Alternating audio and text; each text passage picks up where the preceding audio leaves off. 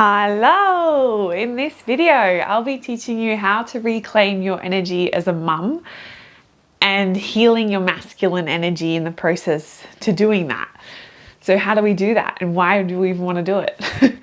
Well, I myself as a mother building a business and having that creative soul ever since I remember, I have all these ideas and I'm an ambitious human being. So I wanted to create something with my passions while I was being a mother. You might have the same. And in doing so, there was a lot of personal things. I won't get into the details of the personal things. Not ready to share that on YouTube, but there was a lot of things that kind of happened in my life which can bring you down. And I'm sure you've had a few things happen in your own life. But they just made me realize that I had a lot of masculine energy wounds. Now, what the heck does that mean? So when I worked through them, which I will get into how and why, but when I worked through them and acknowledged them and shifted my way through healing them, I finally took action again and it felt so much easier because there was so much resistance before that. I held a lot of shame for not being like more successful of what I wanted and desired. There was a lot of like resentment in my, again, personal relationship. There was some things that happened and there was a bit of a divide that started growing as we're going through this young parenthood stuff that we had to work through as well as a couple. So for myself though, I'm just going to be commenting on that today. I had to really dive into these energies, feminine and masculine. And the key thing about these two energies is we have them both inside of us all. And to feel your creative flow, to feel your creative fire, you need to be tapped into your feminine. But for your feminine to actually come out and play and feel safe to do that, your masculine, your inner masculine being needs to also be healthy. So how it showed up for me, having a few wounds from past experience, like not following through on some goals I had, kind of started crushing my self-esteem. The discipline wasn't there. And yes, there was life circumstances that had contributed to that, like motherhood can sort of strip you back of your time that you thought you might have had, and then all this stuff, right? All these like valid things that can happen and that I felt was really truly my reality and I was struggling with. But in that same time and process, I also was leaning a little too hard into trying to be really like feminine, emotional, creative, that I had forgotten about my masculine power as well. And I had released and like avoided too much structure. I had avoided, I had put on an like I'm okay face a lot when really it was just like killing me inside, all the turmoil. And I did write some notes for this because I was stressing and frustrated deep down, right? And then I was pretending like, oh no, it's fine. Like to manifest, you have to match the energy, right? Which is another whole video. Because, oh, and then yeah, third one, sorry, impersonal example was that I was resenting my partner for a lot of things and he vice versa. Like that was something we both had to work through because it was tiring to be a new time parent. It was something to shift our identities and get used to. There were certain like responsibilities that each of us held and that we sort of were jealous in some capacities of each other, of like me jealous of him being out and about doing his work, earning money, and me wanting to contribute as well though, and feeling like I don't have the energy to, and feeling like I wasn't seen enough for like looking after the toddler all day, because that's also a bloody full-time job. Like, hello, good on you mothers. So there was just a lot of things that were wounded in my own masculine inside. Now, how do we heal that to reclaim this energy that I'm speaking of? To reclaim our power as mothers? Because I want you and myself to have agency of our lives. And I've never been able to actually, until recently, when I slid into it and was like, whoa, I've never wanted to, I've never wanted to be like that victim in any story of my life. Because I really didn't like that attention. Like whenever people were like, oh, you poor thing, I was always really uncomfortable with feeling that sort of sadness or whatever it is. And I was like, oh, it made me irk, but was also something I had to work on. But so I never wanted to be the victim of anything, which is also a powerful thing, because you're able to look at things in your life of like, okay, well, how am I contributing to this to make this my reality? Or how am I, like, something you're not changing, you're accepting, right? Like, how am I just accepting these standards and not raising the bar somehow for myself or the others around me, and holding safe and healthy boundaries for myself to feel better in the long run? So I want to give you guys some really tangible things you can do, which I've done and which have incredibly shifted my life in like a few months' time.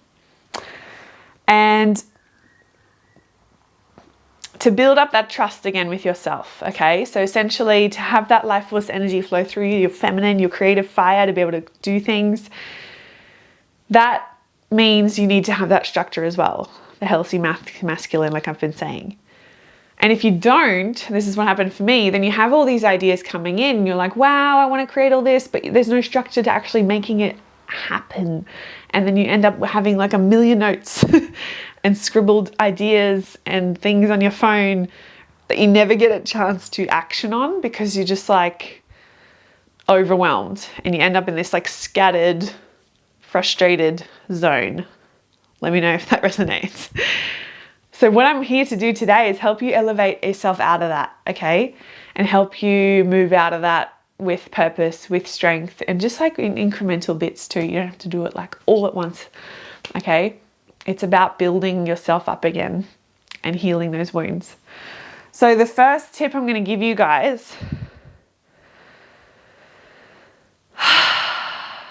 is for the internal integrity. So building up your internal integrity. So that means, like I said, baby steps. Having maybe a small goal to return to the gym is what I did. Because I love working out, and I know that moving my body helps me, and I really loved doing weights. And through the first third of my pregnancy recently, I felt very drained in energy. I had a lot of nausea, and then it just stopped me in my tracks and stopped me from doing all those things that I love, because it was just like a battle to even get out of bed and look after my little boy. So, and there was a lot of like flus and sicknesses our family caught, and it was just like a whirlwind of things that got me off track. But implementing that gym rule, I set like a small goal. I set 2 classes that I really enjoyed with the instructor at that gym. And I was going to do everything in my power to attend those 2 classes. And that way I've done it, right? Like it was Tuesdays and Thursdays. I was taking those classes and I felt amazing. I was getting stronger as well. Benefits, lifting weights. And so physically and mentally, I was strengthening and building that resilience and building that discipline with myself. And so at the end of the week, I was like, yeah, I got my workouts in. And even just like in 2-3 weeks of doing those just 2 classes a week, I was feeling stronger to hold my baby boy as well, which created more evidence of like, oh, this is working, this is helping. And so it like put more fire under my belly to keep going and keep attending these classes. So that's how it starts rolling the ball, okay? Because then your mind is also like, oh, this is familiar, we're used to this now. It's getting into that habit building, and we see results as well and benefits of doing this. Now, the keys here to stick to these smaller things is to make them easy enough and doable enough for you to actually make it happen, okay? Don't set these like broad, incredible goals that you're just going to keep pushing back and back and back, weeks and weeks forward. Make it something that you can do this week, is what I would say. Or even today, something that you can start today. So like a walk around the block. Or maybe something to do with business or creative projects, like send like 1 email and then pat yourself on the back and celebrate these little wins. And also scheduling it. So it's in my calendar. And then sometimes, yeah, I'm not perfect. I didn't attend every single class Tuesdays or Thursdays. Sometimes there was a meeting that fell on Tuesdays that I really wanted to attend for a coaching thing I signed up for. And I was like, okay, well, I'm going to prioritize that because that's not every month. And then I didn't also put the pressure on me to then try and add another workout into my week. No, I just made sure I maybe moved a little more through like going to a park or walking or whatever. But I really just let that class go. I missed it. That's fine. We'll just attend the next ones consistently. And this was a key thing I learned as well doing marathon training, because you have like these like 3K, 10K, 15K runs mapped out in your weekly plan. And if you miss a 10K run and then the next day there's a 3K and then there's supposed to be a rest day, and then you go, oh, well, I missed this 10K. I guess that was technically my rest day then. I could do it on the rest day. Like sometimes I would be like, okay, well, if I feel up to it, yes. But if I just missed it, I missed it. It's fine. Like just don't break the chain twice. Attend the next ones and make them strong.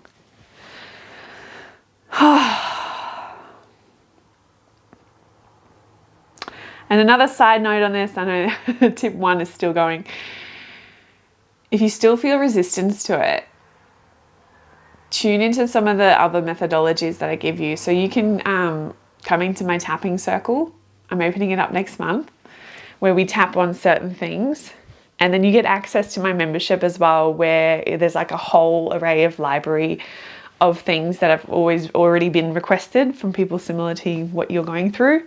But you can also request things that I can then tailor a tapping session for you, which can be between 20, 10 even, like 10 minutes practice in a day to like maybe half an hour to really get through and release the tension around these like actions. If there's like a lot of resistance towards taking simple actions towards your goals, whether it is go to the gym or post something online, we'll work through that. We'll go, okay, well, why do you feel this like heaviness around it or this like block to do it? You know, what is it that's holding you back? And then we work through that with the tapping, because tapping is a powerful method that dissolves and reduces the emotional tension and emotional, charge, the emotional charge you have around whatever it is that might mean, you know. Like, it wasn't easy going to the gym. I had to book my boy in for childcare or make sure someone was here to watch him from my parents or something. Sometimes he wasn't in the mood and I was like, get in the car, we're going. You know, you have to fight for it. And yeah, just maybe some things are like holding you back. Like with business for myself, I found myself sitting in confusion, being like, oh, well, I don't know what steps to take, and so I wouldn't take any. But that was all just like in my head, making the task seem harder than it is, because I was afraid of what would happen when I did it and nothing came from it, or did it and something actually came from it. I was like afraid of both, and we worked through that. Oh. All right, tip 2. Embracing structure. So internal integrity had a bit of this in it, because you're like building your discipline with yourself.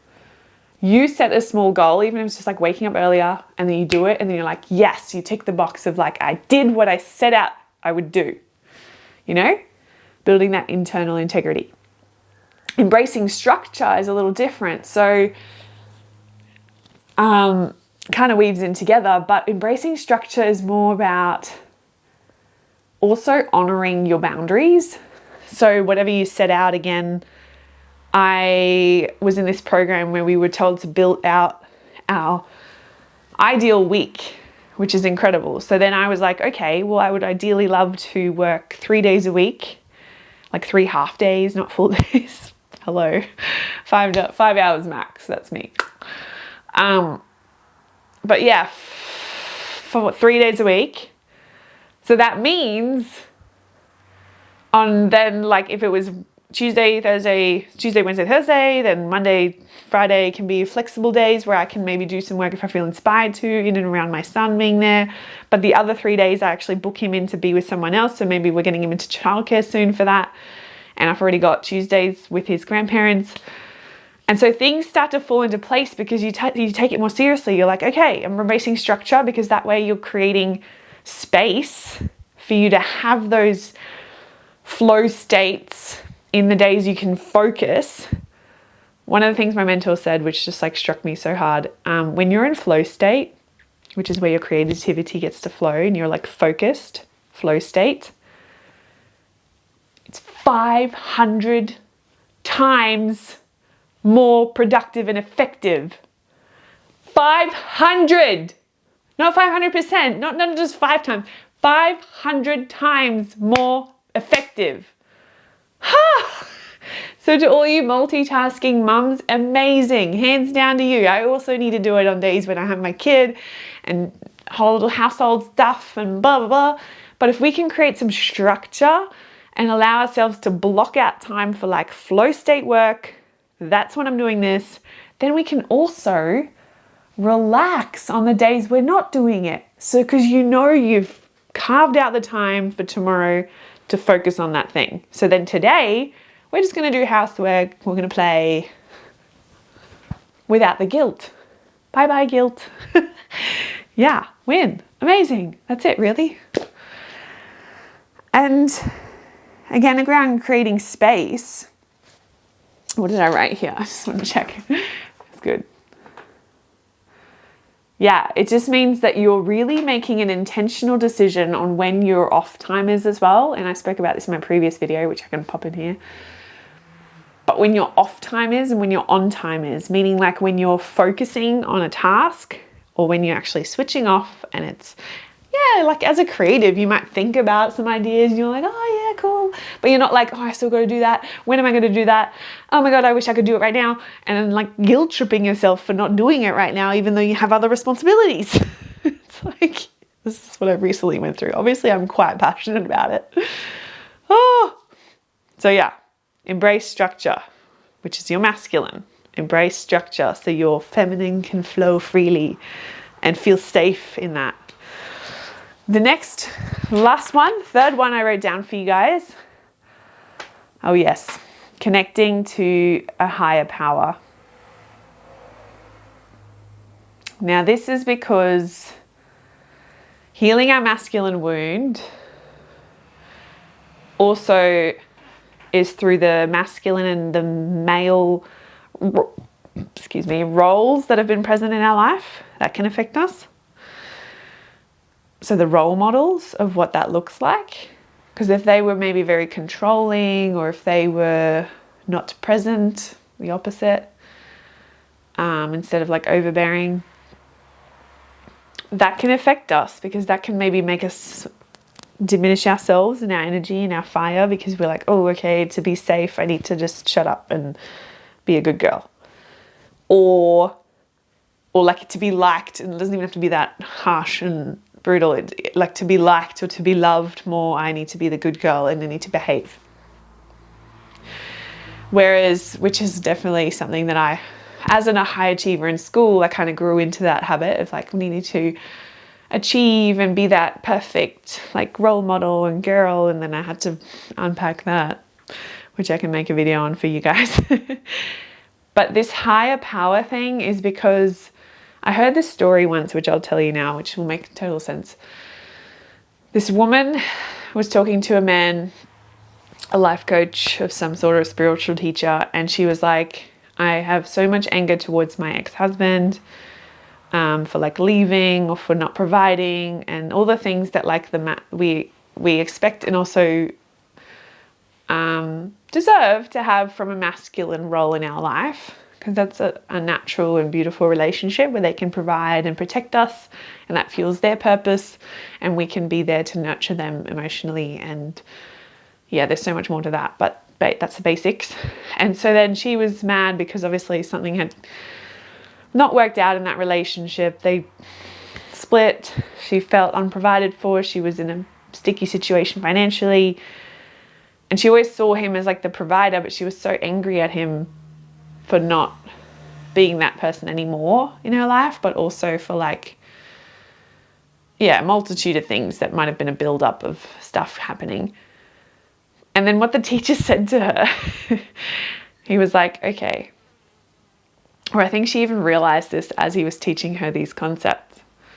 But basically she was like, oh my gosh, the penny has dropped. I had him like up on the pedestal or like up on the wall as like the provider in my life. This man that she had as a partner. And that was taken down, and she put up a photo of God. Now, I'm not Christian or anything, but whenever I hear other people speak about God, in my own beliefs, it's more like that force, that life force energy that's like all around us, the higher power, the one that chooses life or death, really, and guides us. So if you've ever felt like someone's guiding you, if you've ever felt like your soul is kind of calling you to do things, I see that all as an interconnected source. And like, I love how the author Pam Grout calls it the dude and the field of potential, you know, that's all, it's working with us. We're connected to it. We're a part of it. But the point is she replaced her ex-husband with the image of that and was like, whoa, okay, he's not my main provider or protector. That energy is. The energy field. God, all around you, within you.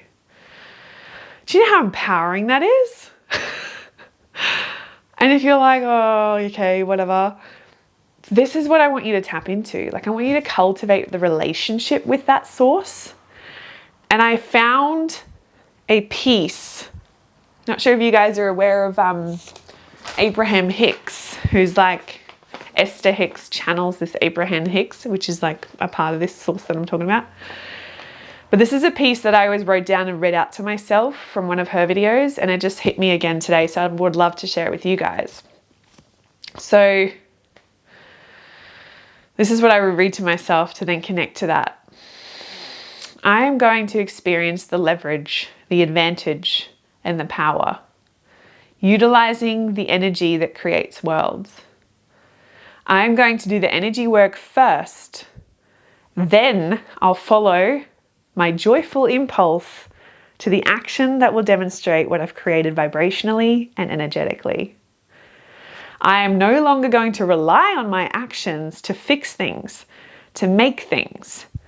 My actions will from this point forward be the way in which I enjoy the things I've created. Through doing the energy work, my emotions mean everything to me. So that's like connecting to it through silence, connecting to it through clearing the noise helps. Because then you start to hear that little voice. It's your intuition, it's the guides, however you feel it, find it in your body. And listen to it and actually act on it. Build that relationship, make it stronger. And again, it works by doing it with small things first. What should I eat? Should I do this task today? And then the stronger this connection gets, the more aware you'll be of like the difference of if you're avoiding it through fear, because that's an ego thing, or whether you're avoiding it because it's just not aligned for you and your soul doesn't desire it. Big difference. Because a lot of the times what our soul desires, our ego is making us fearful of, and they're going, no, don't do it. But you're like, actually, if I follow this, yes. And you step forward brave, because bravery isn't just like the lack of fear, it's moving forward despite feeling fearful, which is exciting. So because my emotion is my indicator of my alignment with my power or not, my alignment with my leverage or not. And then there's this other piece of it where you look up and outwards, which I encourage you to do right now. Look up and outwards where you can see a horizon or a big space, open space, maybe out a window. And acknowledge the universal forces that are looking out at you. No matter where I go and no matter what I do, I will be in conscious awareness that you are there with me, guiding me, assisting me, loving me, playing with me, helping me, inspiring me, uplifting me, guiding me, assisting me, loving me, playing with me. Just continue it. It's there. The universe has your back. Affirmation number 1. And if that irks you, you don't feel that in your body yet, that's, you know, you've got some work to do to heal that relationship. Because yeah, shit can happen and you can question it and you can go, why? Why would you do this? There's a divine plan for it. So that's that piece. But among that third step with connecting this and seeing it as the protector and provider of above all, yeah, one of the best ways is to really just silence out the noise and really tune inwards into that intuition you have. My pregnancy belly's a bit itchy. Excuse me. Okay. It's sweaty in here, that's why. I mean, that's it, guys. And that's how I started to really build up and strengthen my inner masculine, my inner king, my inner masculine energy, to have it healthy, to have my feminine energy then feel safe to express itself, to be more out there, to be the wild and wonderful person and woman I am. It's key. And I really hope that all mothers and all women can get their hands on this and try it for themselves, because it's a feeling that you get and you're like, yes, from the inside out. Now, if you want to work further with me to get like into the tapping circle, or even a program I have coming up in the new year to really elevate that energy, feel more radiant, feel more confident, then there's a 4-week transformation as well. Just see the details below. There's different ways you can work with me, and I'd love to have you in my space. And comment, send it to another woman that you feel like needs to hear this today. See you in the next one.